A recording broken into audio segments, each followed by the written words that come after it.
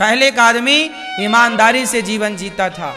पहले का आदमी इतना ईमानदार था कि अपनी पत्नी के सिवा पराई नारी को नहीं देखता था। यदि वो पराई नारी को देखता है मतलब आप अपनी पत्नी को धोखा दे रहे हैं, आप अपनी पत्नी से झूठ बोल रहे हैं। और धोखा तो धोखा है, चाहे पत्नी को दो या पति को। आजकल कुछ स्त्रियां भी अपने पति के होने पर भी पर पुरुष से छिप छिप के बात कर लेती हैं, और कुछ तो भाग भी जाती हैं पराये मर्द के संग।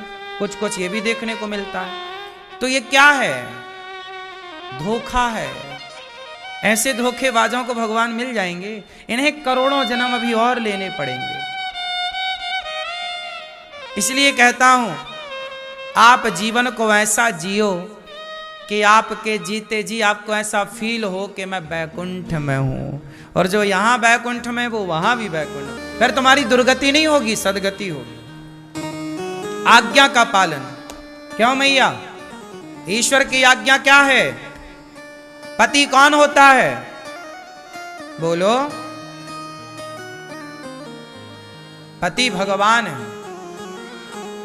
ईश्वर कहते हैं कि पति को भगवान की तरह मानो।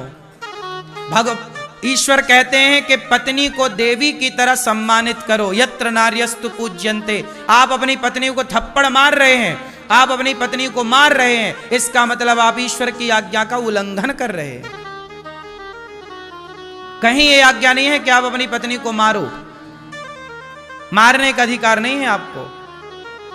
यदि कुछ बात समझ में नहीं आ रही आप डांट सकते हैं, बस आप मार नहीं सकते। बात सही है। लेकिन आज सब लोग भगवान की आज्ञा का क्या कर रहे हैं? उल्लंघन। कोई नहीं सुन रहा। पत्नी को मार रहा है, पत्नियां भी पति को जड़ रही हैं थप्पड़ पे थप्पड़।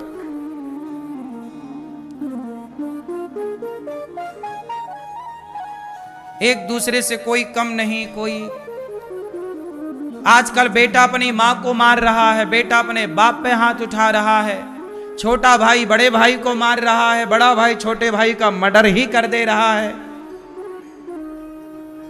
यही चल रहा है ना दुनिया में। कोर्ट कचहरी जाओ, भरा पड़ा है सब अपराधों से। बोलो हाँ। स्त्रियों को दूसरा अच्छा लगा तो पति को टाए कर दिया। कई पत्नियां मर्डर करके जेल में हैं। पति का मर्डर कर दिया क्योंकि पराये पुरुष से प्यार हो गया था, उसके चक्कर में इसको साफ ही कर दिया। बाद में पकड़ी गई तो जेल की हवा में। सब चल रहा है। बोलो हाँ। क्यों हो रहा है सब? क्योंकि एक ईश्वर की आज्ञा का उल्लंघन हुआ, एक ईश्वर की आज्ञा का पालन नहीं कर पाए। इसलिए अपने जीवन को वेद के अनुसार जीना चाहिए, धर्म के अनुसार जीना चाहिए। प्राण जाए पर धर्म ना जाए। प्राण जाए पर वचन मीन्स धर्म, धर्म ना जाए। छोड़ देंगे सब कुछ पर धर्म नहीं छोड़ेंगे। हमारे देश में यही तो है, हमारी संस्कृति यही तो सिखाती है। मर जाना बेहतर है साहब, धर्म का परित्याग नहीं। इसलिए हमारे राजा महाराजा, हमारे देश की तमाम स्त्रियां जौहर कर लेती थी। माता पद्मावती ने जौहर कर लिया पर अपना धर्म नहीं छोड़ा। जौहर मतलब आग में कूद गई। जौहर मतलब आग का बहुत बड़ा भट्टा जलाया, आग की लपटें उठ रही हैं, उसमें कूद गई। 50-50 हजार स्त्रियां कूद जाती थी आग में। पद्मावती के संग लगभग 50 हजार स्त्रियों ने जौहर किया था। जब एक राजा, जब जैसे राजा आया दूसरा, जैसे मुगल आए और मुगलों ने क्या किया कि आपके राज्य पे कब्जा कर लिया, तो राजा मर गया और सेना भी मर गई। तो अब सेनाओं की जो पत्नियां हैं, सैनिकों की जो विधवा पत्नियां हैं और राजा की पत्नी जिसका पति शहीद हो चुका युद्ध में, अब वो पत्नियां सेना की और वो राजा की रानी क्या करती? वो जीता हुआ राजा आता था, इस रानी को पकड़कर उसके साथ बलात्कार करता था, इन महिलाओं के साथ अत्याचार करते थे। तो वो अत्याचार ना कर सकें, हमारे शरीर पर किसी पर पुरुष का स्पर्श ना हो, हम मर जाएं पर अपने धर्म का त्याग ना करें। मर जाती थी वो। इसी को कहते थे जौहर। मीराबाई ने जिक्र किया है इस बात का, जौहर की गति जौहर जाने, जो कोई जौहर होए।